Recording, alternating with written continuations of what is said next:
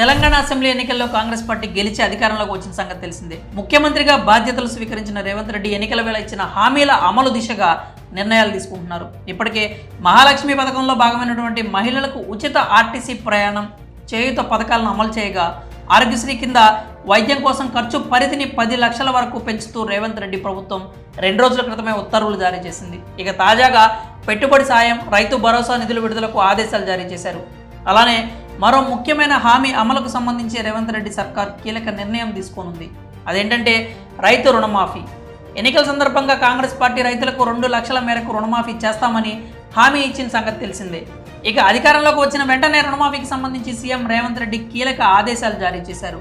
రుణమాఫీపై కార్యాచరణ ప్రారంభించాలని అధికారులను ఆదేశించారు. సోమవారం సచివాలయంలో ఆయన రైతు భరోసాపై ఉన్నత స్థాయి సమీక్షా సమావేశం నిర్వహించారు. వ్యవసాయ, పరిశ్రమలు, రెవెన్యూ శాఖల మంత్రులు తుమ్మల నాగేశ్వరరావు, దుద్దిళ్ల శ్రీధర్ బాబు, పొంగిలేటి శ్రీనివాసరెడ్డి, ప్రభుత్వ ప్రధాన కార్యదర్శి శాంతికుమారి, ఇతర అధికారులు ఈ సమావేశంలో పాల్గొన్నారు. ఈ సందర్భంగా వ్యవసాయ శాఖ విభాగాల పనితీరు, రైతు సంక్షేమ కార్యక్రమాల అమలుపై విస్తృతంగా చర్చించారు సీఎం రేవంత్ రెడ్డి. రైతు భరోసా, రుణమాఫీపై అధికారులతో చర్చించారు. త్వరలోనే దీనికి సంబంధించి నివేదిక అందజేస్తే కార్యాచరణ ప్రారంభిస్తామని రేవంత్ అధికారులకు సూచించినట్లు తెలుస్తోంది. అంటే త్వరలోనే రుణమాఫీకి సంబంధించి సీఎం రేవంత్ రైతులకు శుభవార్త చెప్పనున్నారని అర్థమవుతోంది. ఇక రైతులకు యాసంగి సీజన్ కోసం పంట పెట్టుబడి కింద ఎకరాకు 5,000 చొప్పున సాయం వెంటనే విడుదల చేయాలని సీఎం రేవంత్ రెడ్డి అధికారులను ఆదేశించారు.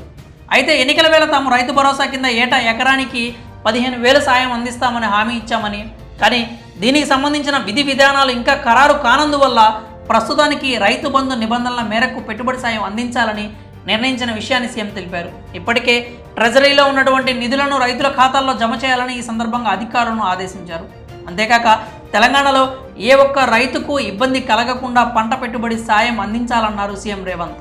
గత ప్రభుత్వ హయాంలో రైతు బంధు పథకం కింద 5-10 ఎకరాల్లోపు వారికి ఎంతెంత అందించారో స్పష్టమైన సమాచారం ఇవ్వాలని ఈ సమావేశం సందర్భంగా రేవంత్ అధికారులకు సూచించారు. అన్నదాతలకు తమ ప్రభుత్వం అన్ని విధాల అండగా ఉంటుందని హామీ ఇచ్చారు. యాసంగి సీజన్లో ఎరువులు, విత్తనాల కొరత నివారించాలని, పంటలకు సక్రమంగా సాగునీరు అందేలా చూడాలని పేర్కొన్నారు. సీఎం ఆదేశాల మేరకు సోమవారం రాత్రి నుంచి రైతు బంధు నిధుల విడుదలను అధికారులు ప్రారంభించారు. ఫలితంగా 70 లక్షల మంది రైతులకు 7,000 కోట్ల మేరకు చెల్లింపులు జరిగాయని అధికారులు వెల్లడించారు. త్వరలోనే రుణమాఫీకి సంబంధించి కూడా కీలక ఆదేశాలు జారీ కానున్నాయని అంటున్నారు అధికారులు.